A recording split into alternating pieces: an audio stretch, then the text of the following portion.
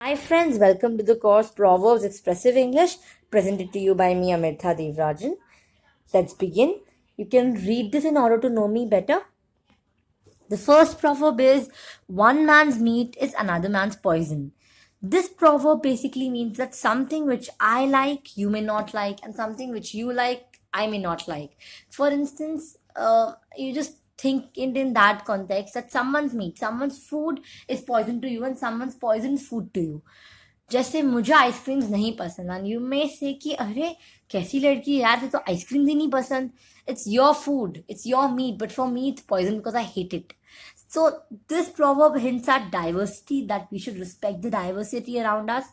If you look at this picture, this guy is okay with having a snake in his hand, and this girl looks petrified. She's just disgusted by holding a snake in her hand because she has pulled all her sleeves to her fingers. She's hating her experience, and this girl is all delightful about holding a snake. So all three different perspectives. So that is about this proverb. Everyone has a different perspective, and one man's meat, for example, for this girl's meat is this girl's poison. So let's look at the example. Fred says, "What do you mean you don't like French fries? They're the best food in the world." Alan says, "Well, one man's meat is another man's poison." So something that is meat to you, that may be poison to me. Something you like may be great to you, but poison to me, may be disgusting to me. So just because French fries are popular doesn't mean that it's the best food in the world. There are a number of people who do not enjoy having it. It may be poison to them. Moving on. The next proverb is, "A picture is worth 1,000 words." This means that an image can tell a story better than words. I'm sure you have heard of this proverb because it's quite popular.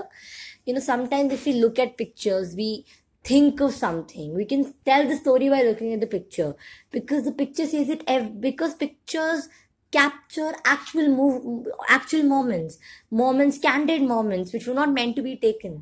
So if something like that is captured, you can see it and feel what it is. I'm just giving you a very basic example. Look at what all is written: creamy, delicious, yummy, fudge ice cream, smooth, chocolate chip, everything, mint ice cream, so on and so forth. And then comes one picture which says it all, which says what kind of ice cream this is and what all you can have it in: choco chip, mint, whatever is required. But here we have to use so many words to describe what kind of ice cream it is. Even if you go to restaurants or if you see these menus, they just give you such long titles: paneer, chop, stuffed, chili, potato, pata nahi kya kya. So instead of that, if you just put a picture, it will be easier for us to recognize, because a picture is worth 1,000 words. Moving on, let's look at this example now. "I wasn't sure that he loved her, but then I saw them hugging at the airport. A picture is worth 1,000 words." Similarly, a picture tells it all. You do not need words, and words, we can actually fake words, but we cannot fake it in a picture. Picture captures the moment. Moving on. "A watched pot never boils." Again, one of my favorite proverbs. It means that if something takes time to do it, you cannot help it. It doesn't help to constantly check on it. You have to give it time. For example, let me just give you a very basic example of this again. Your results. If you keep checking the website, it won't appear like that. It will come when it has to come. It cannot pop up just because you're looking at the website again and again. Right. So watched pot never boiled. It's not conscious of you watching. It's a non-living thing, for God's sake. Don't go by this picture. I've just put this picture to express that just because you're watching me, I cannot boil faster. I will take my time. I will take whatever time it takes for me to do it. So just because you're watching it and keeping a check on it doesn't mean that it will come for your sake. It's a non-living thing. Always keep that in mind. Not just pot, but also results. It's not in your hands. You have no idea when it will come. Let's look at the example. "I know you think he's going to be a great guitar player one day, but stop criticizing him so much. He just started taking lessons 2 weeks ago. A watched pot never boils."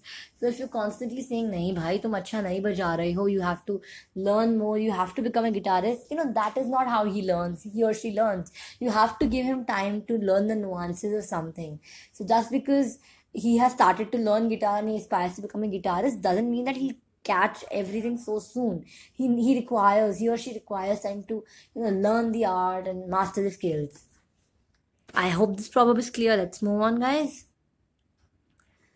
Birds of a feather flock together, meaning that people who are similar spend time together. Well, if you are a student of English literature like me, I think both of us will have more to talk. We might have opinions, we may discuss texts, etc. Similarly, if a person comes from where you belong, if you are both from the same state, you will have a lot to talk. Okay, where are you from, which district, etc., etc. So similarly, when you have something in common, it makes you more closer. That is what this proverb means. Birds of a feather flock together. Right. Let's look at this example. I think we all started hanging out because we liked anime. Birds of a feather flock together.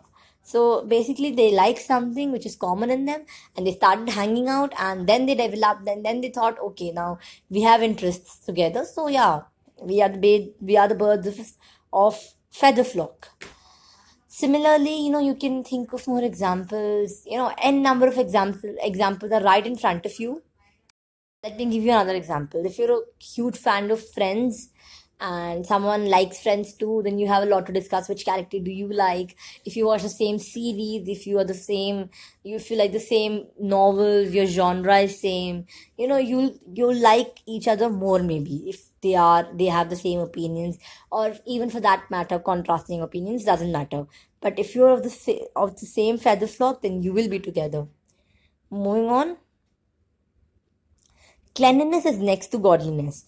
Meaning is that it is good to be clean. God is clean and you should be too. So, we talk about religion and so many other things, but we have to keep in our mind that temples, mosques, churches, every religious institution is clean. So, cleanliness is next to godliness, and God definitely believes in being clean. So, you too have to adopt that and be clean, not just from the outside, but also from the inside.